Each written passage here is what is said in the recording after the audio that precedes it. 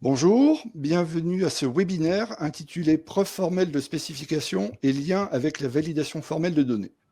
Ce webinaire présente les principes de cette méthodologie et montre comment cette activité peut se combiner avec la validation formelle de données. Je suis accompagné aujourd'hui de Julien Molinero-Pérez. Bonjour Julien. Bonjour. Ingénieur système sûr à Clearcy, qui a participé à la mise au point de cette méthodologie et à son application à plusieurs projets ferroviaires de grande ampleur. Ce webinaire s'adresse principalement aux exploitants ferroviaires, aux fournisseurs de systèmes de signalisation, ainsi qu'aux organismes de certification. Et il ne nécessite pas de compétences particulières pour être suivi. Le webinaire se décompose d'environ 30 minutes de présentation, suivi de 15 minutes de questions-réponses. Les slides peuvent être téléchargés depuis la section Hands-on, en haut à droite de votre écran, par là pour vous. Vous pouvez vous poser vos questions dans le chat qui est à droite tout au long du webinaire et nous y répondrons à l'issue de la présentation. Donc le webinaire est enregistré hors session de questions-réponses et la vidéo sera disponible comme d'habitude d'ici quelques jours sur la chaîne YouTube de Clearcy. Voilà, Julien, je te laisse la parole. Merci Thierry. Donc, je vais vous parler, comme l'a dit Thierry, de preuve formelle, plus spécifiquement lorsqu'elle est appliquée au niveau des spécifications d'un système ou d'un sous-système. Quel est le lien? Quel lien on peut faire entre cette preuve formelle et la validation formelle de données? Tout d'abord, qu'est-ce que c'est que la preuve formelle de spécification? C'est la combinaison d'une méthodologie innovante qui est non invasive et qui est accompagnée d'un outil de preuve qui est là pour garantir la mise en œuvre rigoureuse de cette méthodologie. Alors, en quoi ça consiste? L'objectif, c'est d'expliciter les raisonnements de sécurité et de garantir l'exactitude de ces raisonnements. Le but visé au final, c'est bien sûr d'obtenir une garantie zéro défaut qui soit indépendante d'une validation par scénario. C'est vraiment ça qu'on cherche à contrecarrer, à compléter, j'aurais plutôt à compléter. Et donc la garantie zéro défaut de spécification d'un logiciel lorsqu'on l'étudie dans son contexte système. Donc la preuve formelle représente une alternative à l'approche par scénario et elle permet d'obtenir des résultats qui sont directement exploitables. Alors, qu'est-ce que j'entends par là? Première chose, la méthode de preuve formelle au niveau spécification est déjà utilisée par des industriels et par des exploitants. Elle est adaptée à l'étude de systèmes de grande complexité. Elle n'est pas limitée ou pénalisée par une explosion de complexité. Et elle permet d'obtenir une preuve générique d'un logiciel indépendamment de son paramétrage, simplement en isolant des contraintes que doivent respecter ces paramètres. Cette méthodologie est là pour combler les lacunes de certaines activités traditionnelles du cycle en V, qui notamment conduisent à des découvertes tardives de défauts. Lorsque les défauts sont structurants dans les spécifications, on s'en rend compte très tard dans le cycle en V, moyennant beaucoup de tests, et on n'a jamais la garantie à la fin que tout a bien été étudié, que tout a bien été testé. Alors, simplement un cycle en V pour positionner les différents types d'activités formelles, telles qu'on les applique ici à Clearcy. Donc, le cycle en V au niveau des phases, on a repris les intitulés de la 50-128. Tout en haut, la phase de développement du système, première étape. Donc ici, on a un système qui est composé de plusieurs sous-systèmes, plusieurs logiciels. Et dès ce niveau-là, on peut déjà avoir une phase de preuve formelle au niveau des spécifications de ce système, avant même l'allocation des exigences aux différents composants. Ça, c'est une première application possible. Clearcy a un certain nombre de références là-dessus. Deuxième application, cette fois-ci au niveau des spécifications d'un logiciel précis, ou encore, on peut également faire encore plus ciblé sur une fonction spécifique dans un logiciel. Donc ici, l'idée, c'est la partie bleue sur le schéma, dans la phase descendante du cycle en V. L'idée, c'est d'expliciter les raisonnements de sécurité du logiciel dans son environnement système.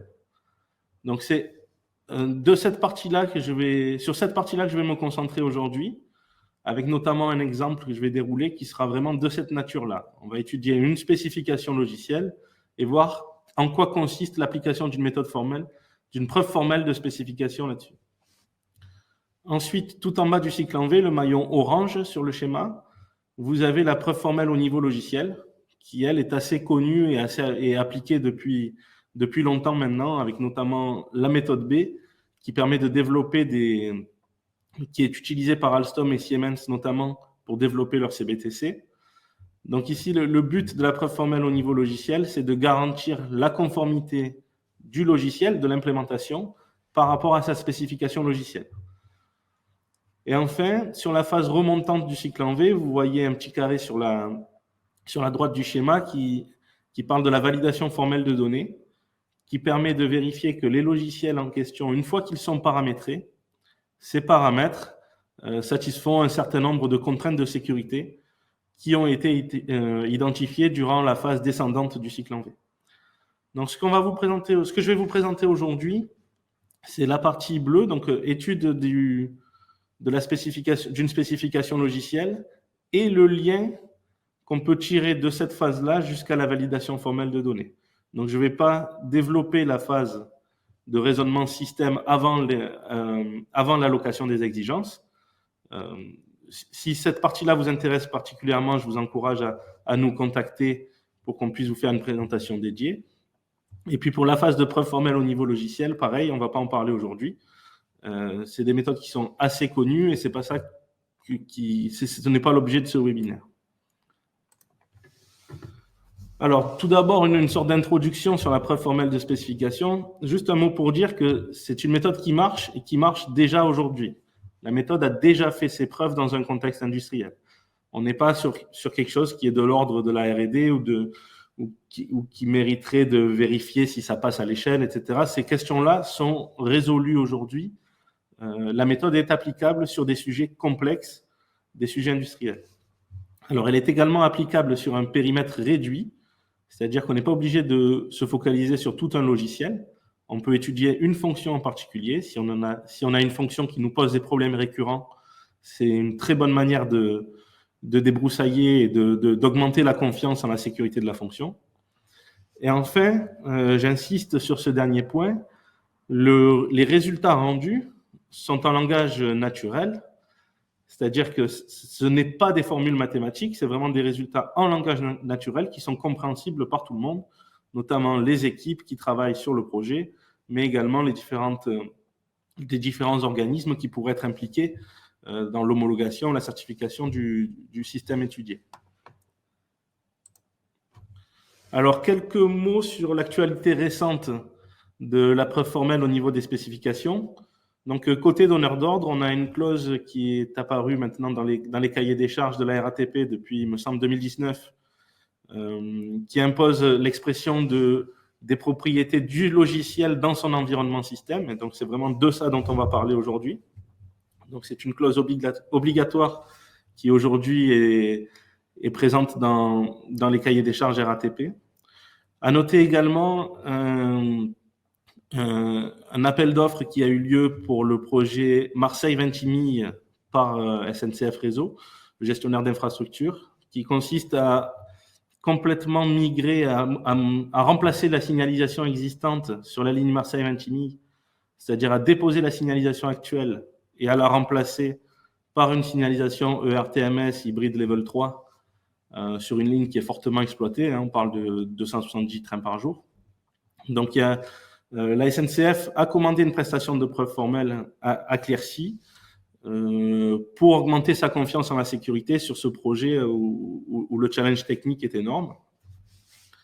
Donc voilà, côté donneur d'ordre. Ensuite, côté fournisseur, on a Alstom et Siemens notamment, qui sont assez avancés sur l'utilisation des preuves formelles au niveau des spécifications, et avec qui nous, Clercy, on travaille déjà et depuis des années pour Alstom notamment.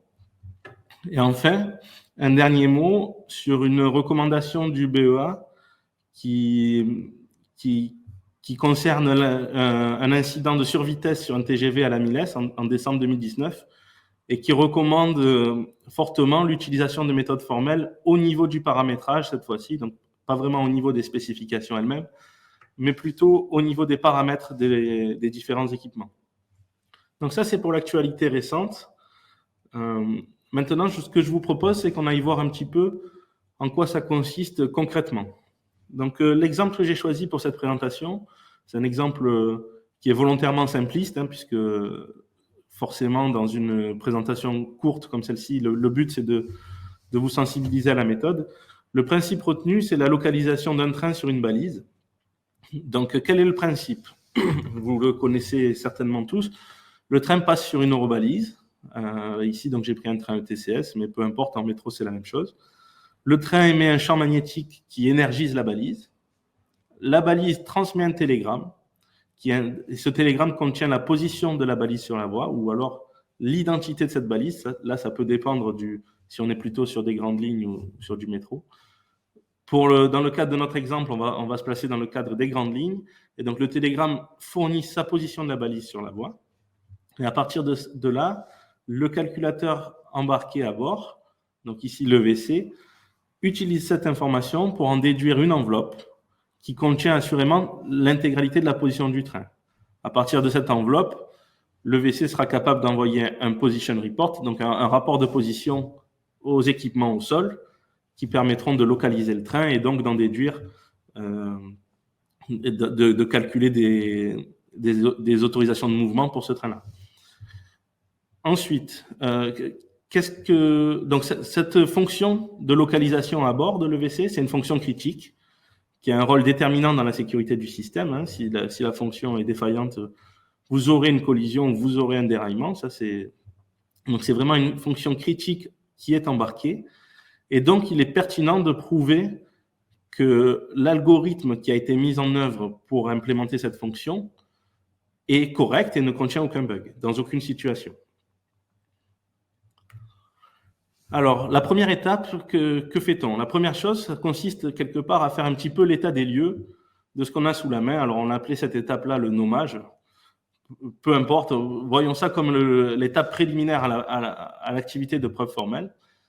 L'entrant de l'activité, c'est toujours une exigence ou une série d'exigences, telle que vous pouvez la voir ici dans l'encadré en haut à gauche de ce slide. Donc, vous avez une exigence que j'ai appelée ici EVC REC XXX, qui vous dit que l'EVC doit déterminer un intervalle de position, alors min-max, dans lequel le train, j'ai encadré cette notion en orange, j'y reviendrai, se trouve intégralement. Et puis ensuite, ça vous dit comment calculer la position min, donc la variable software, donc la min-p pour min position, c'est la position fournie par la balise, moins les erreurs maximales de récollement, moins la distance entre l'antenne qui capte le télégramme et l'arrière du train. On sait que cette antenne-là, elle est vue comme un point sur le train, sur le matériel roulant, et ce point est éloigné de l'extrémité arrière du train d'une certaine distance qu'il faut considérer si on veut déterminer un encadrement, une borne arrière pour la position du train complet. Donc ça, c'est un exemple de spécification qu'on pourrait avoir. Je ne vais pas détailler la partie calcul du max, hein, c'est relativement symétrique. À partir de là, on va commencer par nommer les quantités et identifier qu'est-ce qui est logiciel dans tout ça et qu'est-ce qui est plutôt de l'environnement, qu'est-ce qui est dans le contexte système. Alors, les entrants de la fonction, on le voit, il y a la position fournie par la balise. Alors, je vais donner un petit nom ici. Il y a l'erreur maximale de récollement. J'ai appelé la software max error, qui est en fait un paramètre du logiciel. Quelque part, du point de vue du logiciel, c'est simplement une valeur stockée à une case mémoire précise. Et puis, une distance entre la position de l'antenne et l'arrière du train. Et encore une fois, ce qui est appelé ici software DMR, c'est un paramètre du logiciel c'est simplement une longueur, une valeur qui est stockée en mémoire et auquel le logiciel pourra accéder pour calculer l'enveloppe de localisation. À partir de ces entrants, le logiciel calcule une sortie ici, qui est la position min, la position arrière calculée par le logiciel, qui est censé sous-estimer, quelque part, être en retard sur la position réelle du train. Voilà. C'est la propriété qu'on attendait. Donc ça, c'est pour les éléments logiciels. Maintenant, si on regarde un petit peu plus, si on étend cette vision, et c'est là où commence un petit peu la valeur ajoutée de l'activité de preuve formelle du logiciel dans son environnement système, ce qu'on va faire, c'est qu'on va aller chercher les variables dites d'environnement. Et donc, quels sont les objets réels d'environnement qui sont, d'une manière ou d'une autre, liés à cette fonction-là du logiciel. Alors, la première chose, on peut voir que le logiciel travaille avec une position de la balise, position qu'il a connue, qui est inscrite dans le télégramme. On aurait bien envie que cette position reflète correctement la position réelle de la balise sur la voie. Et donc ça, c'est un élément à prendre en compte. La position réelle de la balise sur la voie va nous intéresser quand on va formuler notre preuve. Ensuite, plus facile à voir, la position réelle du train lui-même, alors l'arrière et l'avant. Hein. Bon, dans cet exemple, on n'utilisera que l'arrière, mais en tout cas, on voit bien que l'encadré orange dans la spécification, d'ailleurs, quand on parle de le train, on parle vraiment de sa position réelle ici. Hein. Et donc, il y a sa position arrière, sa position avant. Et également, une position un petit peu particulière dans le cadre de cette fonction-là, c'est la position de l'antenne sous le train qui va capter le télégramme. Donc, à l'issue de cette première phase, qu'est-ce qu'on a fait? On a identifié et isolé les différents éléments, les entrants de la fonction, les sorties de la fonction et les éléments d'environnement qui nous intéressent. On peut maintenant passer à l'étape 2, qu'on appelle l'étape de formalisation. Alors, j'attire votre attention d'abord sur la partie gauche du slide avant de regarder les dessins. Je commenterai les figures par la suite. Première chose, on va se demander que veut-on prouver en fait. Et donc ici, ce qu'on veut prouver, c'est que la sortie qui est calculée par le logiciel, donc la position min estimée par le logiciel, minore bien la position réelle de l'arrière du train, si vous voulez. C'est-à-dire que, je rappelle, hein, le but c'est de calculer une enveloppe entre min et max, et donc on veut que cette enveloppe contienne la position du train. Pour que l'enveloppe contienne la position du train, il faut que l'arrière calculé de cette enveloppe, donc le min position software, soit bien en amont de la position réelle du train sur la voie, de son arrière. Et donc ça devient ce que l'on veut démontrer. Et ensuite, on va pouvoir formaliser des hypothèses qui lient l'environnement et ce que connaît le logiciel. Donc je vous ai dit tout à l'heure que la balise fournissait une position dans le télégramme. C'est la software PBAL pour position de la balise. Eh bien, on va exiger que cette position soit correcte. On va formuler l'hypothèse que cette position connue et renseignée dans le télégramme est correcte à plus ou moins une certaine erreur que l'on sait majorer en fait par rapport à la position réelle de la balise sur la voie. Et donc là, on exprime comme ça des hypothèses qui lient à la fois ce que connaît le logiciel et la réalité qui est autour de ce logiciel, donc les vrais éléments d'environnement. Deuxième hypothèse qu'on peut voir apparaître, c'est que le paramètre qui s'appelle dans la DMR, qui représente la distance entre la position de l'antenne par rapport à l'arrière du train, ce paramètre-là doit être une surestimation, alors aussi proche que possible, mais en tout cas pas une sous-estimation, de la distance réelle qui sépare l'antenne sur le train et la position arrière. Donc ça, c'est des hypothèses qui portent sur le paramétrage et qui disent quelque part, vous avez bien mesuré le train quand vous avez stocké cette valeur-là dans les paramètres du logiciel. Donc à partir de là, on a formalisé la propriété de sécurité voulue, on a formalisé les hypothèses qui lient le logiciel et l'environnement. Alors, les schémas sont là pour illustrer un petit peu les différentes notions. Si on regarde la partie haute du schéma, la première moitié, j'ai dessiné ici uniquement l'environnement, c'est-à-dire l'environnement qui, lui, ne connaît pas du tout le logiciel. Vous avez un train réel sur la voie. Sous ce train, vous avez une antenne, la zone orange, avec une position d'antenne qui, ici, est la position centrale. Et au sol, vous avez la balise également, qui n'est pas ponctuelle, mais sur laquelle on a défini la position de la balise. Quand je parlais de env PBAL, hein, pour la position de la balise, on parlait du centre de cette balise actuelle, en réalité. Donc ça, c'est pour la partie environnement. Et maintenant, si on regarde dans le logiciel, lui, le logiciel, il ne connaît pas grand-chose de tout ça, en fait. Hein. Le logiciel, ce qu'il connaît, c'est le software PBalise, ici, qui est la position qu'il reçoit dans un message. Il y a quelque chose qui lui dit, ben voilà, cette position-là sur la voie, c'est vraiment directement issu du télégramme. Et ensuite, le logiciel, il a dans sa base de données, dans son paramétrage, certains paramètres qui contiennent une certaine valeur. Hein. Le logiciel ne sait pas directement ce que ça représente, peu importe.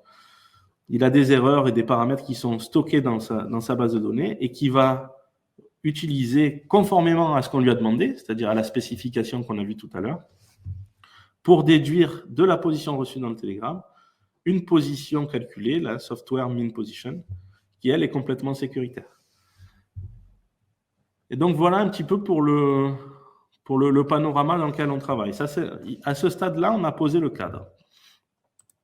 Maintenant, l'étape 3, qui consiste réellement à dérouler la preuve formelle, je commence par introduire qu'est-ce que c'est qu'une preuve formelle. Quand on réalise une preuve formelle, ce qu'on va faire, c'est qu'on va chercher les clés de raisonnement qui sont nécessaires pour démontrer que si les hypothèses qu'on a vues auparavant sont validées, alors la conclusion l'est également. Une preuve formelle, en réalité, c'est une démonstration mathématique qui permet de déduire des conclusions, parfois des conclusions complexes, à partir d'hypothèses qui, elles, sont beaucoup plus simples à vérifier. C'est là l'intérêt. Et cette preuve formelle, cette démonstration mathématique n'est correcte que si les hypothèses sont utilisées uniquement en utilisant des règles logiques valides. C'est-à-dire, j'utilise les règles des mathématiques pour combiner mes hypothèses et voir si j'arrive à démontrer la conclusion voulue. L'intérêt de tout ça, c'est que la validité des hypothèses entraîne directement, par raisonnement prouvé, je veux dire, la validité de la conclusion. Donc ça, c'est ce qu'on va chercher à faire ici sur notre exemple. Et donc, à quoi ça ressemblerait dans le cadre de notre algorithme de localisation? Première chose, le raisonnement de sécurité dirait, en fait, le train vient de capter un télégramme. Donc, l'entraîne du train, au moment où il capte le télégramme, elle est située dans la zone de captation de la balise, forcément, sinon elle ne l'aurait pas capté. Or, par hypothèse, l'arrière du train est à une distance connue de l'antenne. Et donc, si je retranche cette distance connue, donc l'arrière du train, physiquement, il est forcément en amont de la zone de captation de la balise, moins la distance que je connais qui sépare l'antenne de l'arrière du train. Ça, c'est un raisonnement qui mériterait bien sûr, dans le cadre d'un rapport complet, d'être un peu plus précis, mais c'est vraiment de cette nature-là, le rendu est de cette nature-là. Alors la question qui suit, c'est ce raisonnement est-il correct, est-il complet? En réalité, ici, pas vraiment. Pourquoi? Parce que la zone de captation, vous avez vu, j'ai introduit un concept que j'ai appelé la zone de captation, et j'ai dit, si on capte le télégramme, c'est que l'antenne est dans la zone de captation. Mais qu'est-ce que c'est que ça? C'est la première fois que j'en parle. En fait, la zone de captation, c'est la zone autour de la balise dans laquelle il est possible de recevoir un télégramme. Si cette zone est infinie, vous voyez bien que ça ne marche plus. On ne peut pas avoir la sécurité. Et donc, on voit qu'il manque une notion ici de portée maximale garantie, quelque part, qui dit, en fait, la balise, si je la reçois, c'est que vraiment, je ne peux pas être plus loin que X mètres, alors que ça peut être 1 mètre ou moins que ça. Et donc, on a un besoin de portée maximale garantie. Et donc, à ce stade, on a 2 éléments possibles. Soit la notion de portée maximale garantie n'est pas présente dans la spécification. Je rappelle, dans le bout de spec qu'on a vu tout à l'heure, on ne parlait pas de portée maximale garantie, on ne nous a pas dit de la retrancher. Et donc, dans ce cas-là, peut-être qu'il faut corriger ça, la spécification. On vient de trouver un bug et on doit le corriger. Soit, deuxième option, souvent le cas, ce paramètre est en fait inclus déjà dans l'un des paramètres cette notion de portée maximale garantie est déjà inclus dans l'un des paramètres du logiciel, par exemple, la software error, que jusqu'à présent on a traité comme étant l'erreur maximale de récollement. Peut-être qu'en réalité, ce paramètre comprend l'erreur maximale de récollement et la portée maximale garantie. Dans ce cas-là, c'est plutôt à nous, équipe formelle, de mettre à jour nos hypothèses de preuve en disant, OK, en fait, la portée maximale garantie, elle est comprise dans ce paramètre. Alors, si maintenant on prend un petit peu du recul, qu'est-ce qu'on vient de faire? On avait en entrée une conception, une spécification pour la fonction étudiée. On a formulé des hypothèses qui lient les éléments logiciels et les éléments d'environnement. On a formulé la conclusion recherchée.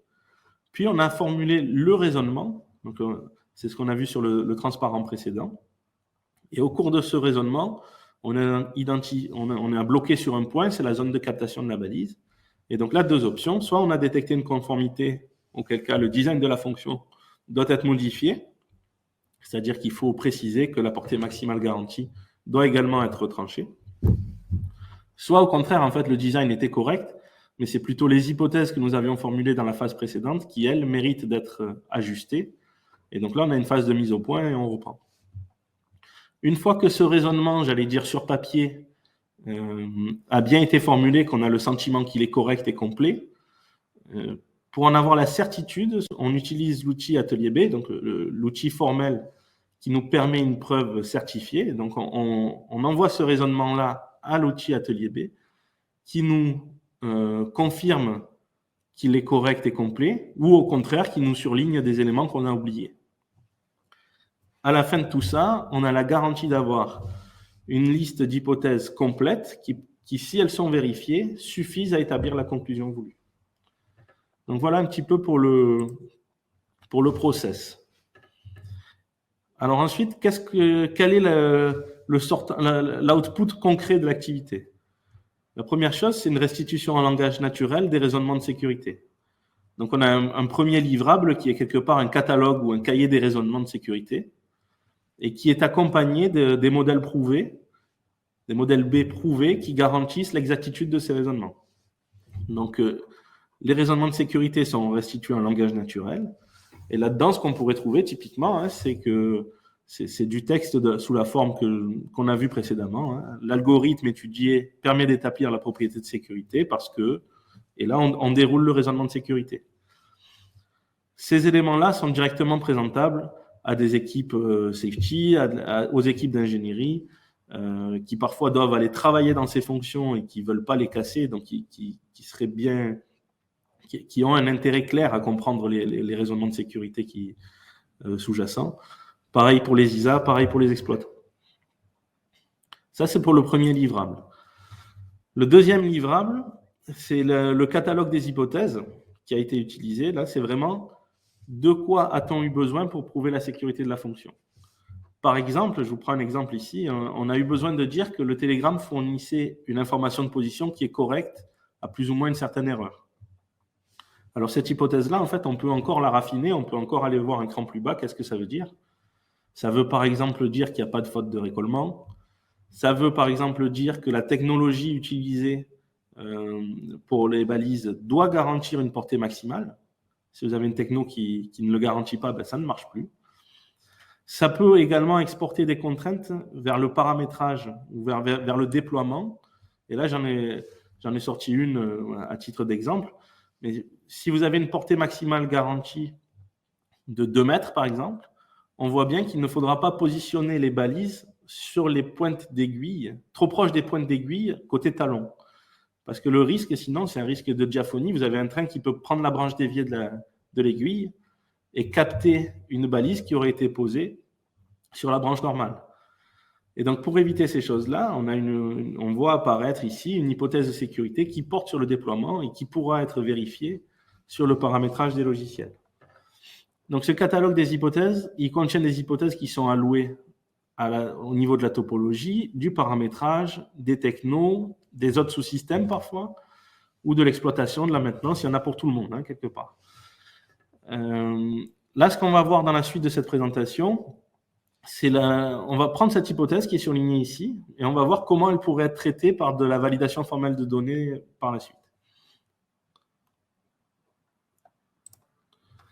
Alors, je rappelle, l'hypothèse disait que les balises ne doivent pas être posées trop proches des pointes d'aiguille sur le talon. Donc, là, on a fait un schéma pour illustrer ça. Si la balise est trop proche, elle a une portée maximale garantie qui va mordre la voie déviée et qui permettrait à un train de passer sur la voie déviée et de capter la balise qui était en fait sur la voie normale. Le train se localiserait sur la mauvaise branche, en quelque sorte. Donc, c'est une hypothèse de sécurité qui est allouée à la validation formelle du paramétrage. Alors, d'abord au déploiement, mais qui sera vérifié dans les paramétrages des logiciels. Qu'est-ce que ça veut dire trop proche? Donc ça, on peut le calculer en pratique. On n'a pas fait le détail ici, mais on peut le calculer en fonction du rayon de courbure de l'aiguille en question. Alors, comment cette hypothèse-là pourrait être traitée dans une validation formelle de données? Donc, la première chose, c'est qu'elle serait formalisée. Donc, elle serait traduite dans un langage naturel contraint qui structure cette hypothèse. Donc, depuis le langage naturel, vers le langage naturel contraint. Puis en deuxième étape, le modèle formel va être créé, la règle formelle va être produite. Donc là, vous avez des extraits de formalisation en langage B de cette règle formelle. Et puis par la suite, voilà un petit peu le processus. On a vu, hein, on a sur la boîte verte ici la règle qu'on vient de voir ensemble.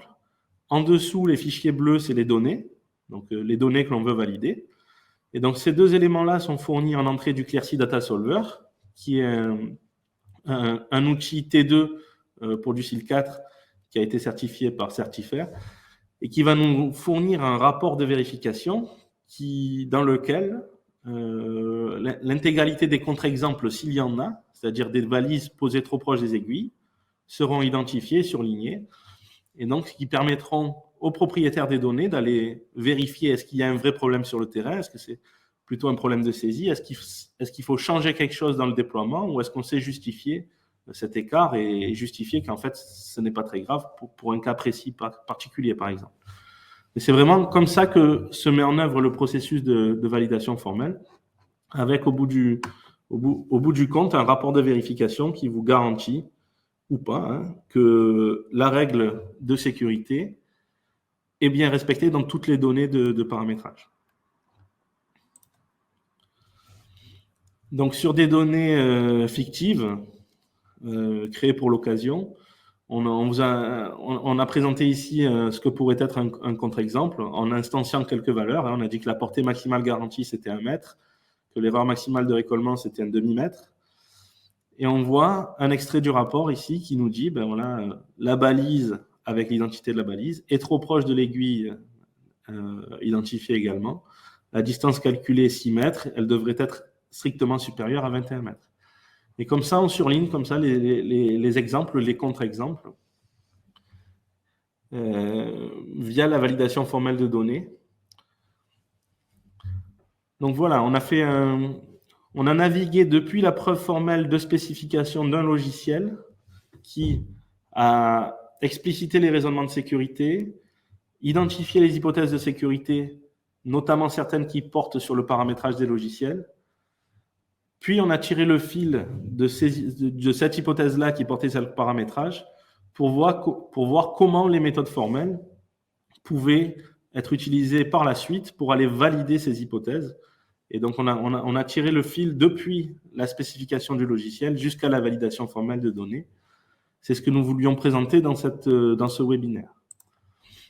Alors, un dernier mot en guise de conclusion sur un petit peu l'état de l'art quand on parle de preuve formelle en contexte industriel, je précise, dans un contexte industriel.